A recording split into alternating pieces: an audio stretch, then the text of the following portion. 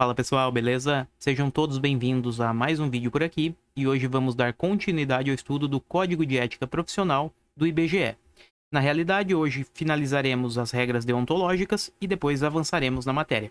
Então vamos ver os dois itens que faltam, que são o item 12 e item 13, né? Bora começar com o item 12.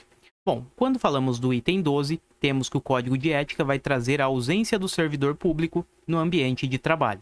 Então vamos lá. Essa ausência do servidor público, ela bifurca em duas possibilidades. A ausência pode ser justificada ou injustificada. O Código de Ética trata da ausência injustificada, mas antes vamos ver como funciona a ausência justificada. Bom, a ausência justificada são aqueles casos tradicionalíssimos em que o servidor público, por determinado motivo justificado, como o nome diz, né, ele deixa de comparecer ao ambiente de trabalho. O mais comum acaba sendo aspectos relacionados à saúde daquele servidor, tá? Então, quando o servidor ele se ausentar do trabalho por motivo justificado, daí teremos que não haverá qualquer consequência a esse servidor. Ok, segue o barco e acaba sendo natural que isso aconteça, tá? Não trará nenhum prejuízo ao servidor, ao serviço público e nem à sociedade. Agora, naquelas ausências que forem injustificadas, que é o que o Código de Ética traz, aqui sim teremos consequências que se aplicarão tanto ao servidor como ao serviço público e à sociedade também. Então vamos ver. As ausências injustificadas, elas vão trazer consequências, como eu disse. São aquelas situações em que o servidor deixa de comparecer ao ambiente de trabalho sem dar qualquer justificativa. Muitas vezes sequer avisa ao seu superior, tá? Então vamos lá. Quais são as consequências que essa ausência injustificada pode gerar? A primeira delas acaba sendo a própria desmoralização do serviço público. Porque perceba, vamos imaginar que determinado camarada, o servidor público, ele foi visto em uma festa na noite anterior enchendo a cara, tá? Foi filmado, fez um monte de burrada e saiu nos telejornais. No dia seguinte, as pessoas que precisam do atendimento em determinado órgão público procuram a administração, vão até o órgão e lá chegando, o chefe da repartição diz que não estão atendendo naquele setor específico porque o servidor que é responsável acabou se ausentando e não deu qualquer justificativa. Então perceba, isso desmoraliza por completo o serviço público, certo? Então eu coloquei aqui, ó, uma foto das pessoas que buscam atendimento na administração pública reclamando com o chefe daquele servidor público que está ausente de forma injustificada. Então, a primeira consequência de uma ausência injustificada é a desmoralização do serviço público, beleza? Um outro reflexo que pode decorrer desta ausência injustificada do servidor público no seu ambiente de trabalho é a desordem nas relações humanas. Essa desordem nada mais é do que uma briga, um conflito, tá? Este conflito, esta desordem, pode ocorrer tanto na relação servidor público com seu superior imediato e também na relação servidor público com a sociedade, com os contribuintes. Vamos imaginar que no dia seguinte o servidor público chega na repartição e vai buscar o seu superior imediato para tentar explicar o que aconteceu. Provavelmente ocorrerá um conflito, uma troca de ideias ali que não será muito agradável. Então teremos a desordem nas relações humanas envolvendo servidor e chefia imediata. Mas perceba, esta desordem ela pode extrapolar este ambiente interno. Ela pode também acabar acarretando confusões na própria sociedade. Vamos imaginar aqui que todas estas pessoas, já nervosas por não terem seus problemas solucionados, voltem à repartição no dia seguinte e lá encontrem aquele servidor público que estava ausente no dia anterior.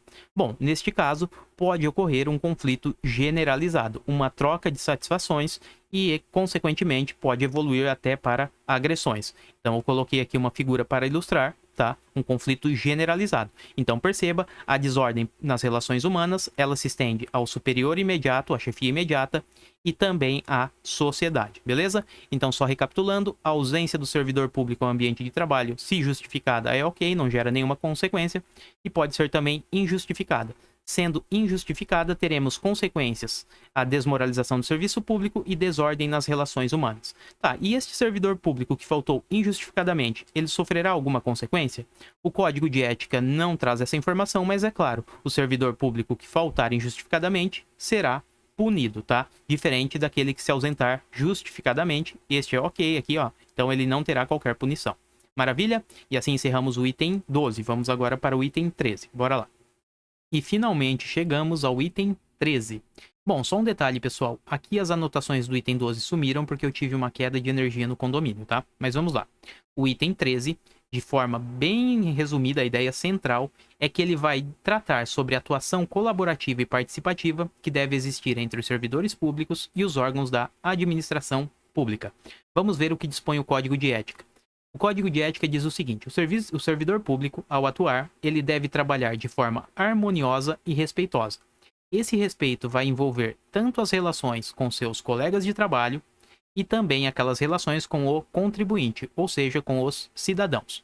Quando esse servidor consegue trabalhar de forma harmoniosa e respeitosa com colegas e cidadãos, ele estará colaborando para um serviço público de melhor qualidade, portanto, estará colaborando com seus colegas e com os cidadãos, com os contribuintes, e também estará recebendo colaboração, porque estas pessoas satisfeitas irão acabar ajudando na boa reputação daquele servidor. Então perceba, servidor público que trabalha com harmonia e respeito, ele está colaborando e recebendo também colaboração. E este trato agradável com seus colegas e os cidadãos, ele acaba contribuindo para o crescimento e engrandecimento da nação, do país, certo? E avançando um pouco mais, temos que essa atuação colaborativa e participativa deve orientar, portanto, esse caráter colaborativo, ele vai orientar, nortear toda a atuação do IBGE, seja aquela atuação estatística ou cartográfica, tá? Então, quando o IBGE tiver esse caráter colaborativo na atuação, isso irá contribuir, privilegiar um contato mais estreito e harmonioso, envolvendo os servidores e o órgão e a própria sociedade, os próprios contribuintes.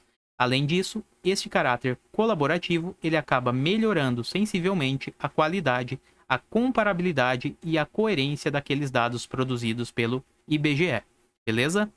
Bom, vimos que este caráter colaborativo ele é indispensável nas relações envolvendo o IBGE, na atuação do IBGE, certo? A pergunta que fica aqui é a seguinte: ele deve existir essa atuação colaborativa e participativa apenas nas relações do IBGE, ou seja, nas relações internas do próprio órgão, ou ele também se irradia, se expande para outras relações? Até deixei uma pergunta. Este caráter colaborativo, ele se aplica apenas na relação envolvendo o IBGE? A resposta é negativa. Não. Ele também será aplicado quando o IBGE estiver se relacionando com outras instituições nacionais, certo? Então perceba, IBGE, dentro da sua atuação interna, deve existir ali um caráter colaborativo. Agora, quando o IBGE se relacionar com outras instituições, então um caráter externo aqui, também deve haver este caráter colaborativo e participativo, beleza? Esta troca de informações, este caráter colaborativo entre o IBGE e outras instituições do país acabam favorecendo, facilitando melhores escolhas de diretrizes, planos e programas a serem traçados quando forem produzidos, na produção, estatística e cartográfica pelo país. Maravilha? Perceba, eu comentei que este caráter colaborativo, ele deve estar presente, ele deve nortear as relações internas do IBGE, correto? E fui além. Também quando o IBGE se relacionar em relações externas, ou seja, relações envolvendo o IBGE e outras instituições nacionais, também deve haver uma atuação colaborativa e participativa.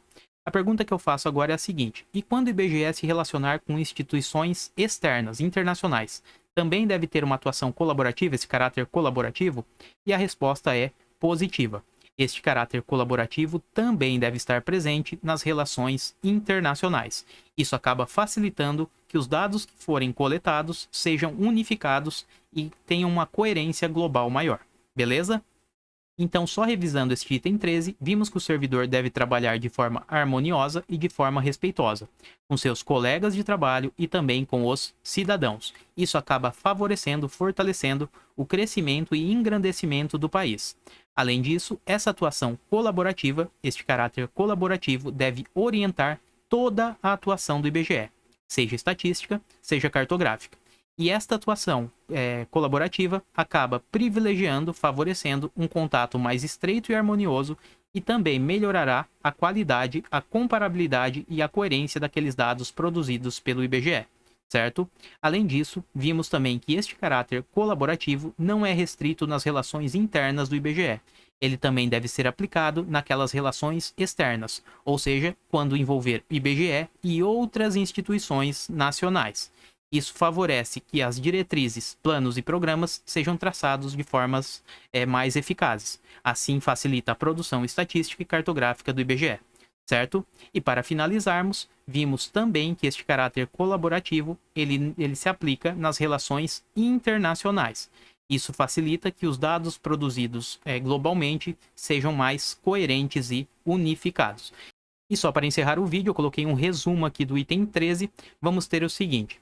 Bom, o servidor público, quando atuar, ele vai respeitar seus colegas e também os cidadãos. Além disso, tanto o servidor público como os órgãos da administração pública, neste caso estamos vendo o IBGE, né, deve ter na atuação um caráter colaborativo e também participativo. Então perceba, quando o IBGE se relacionar internamente, ou seja, o IBGE com o IBGE, deveremos ter este caráter colaborativo presente. Mas também este caráter deve estar presente nas relações envolvendo o IBGE com outras instituições, sejam instituições nacionais ou sejam instituições internacionais. Beleza, pessoal? Ufa! E assim encerramos as regras deontológicas e este vídeo também. E voltamos num próximo vídeo, continuando a matéria. Se curtiu, deixa um like, se inscreve no canal. E é isso, pessoal. Até a próxima. Eu fui!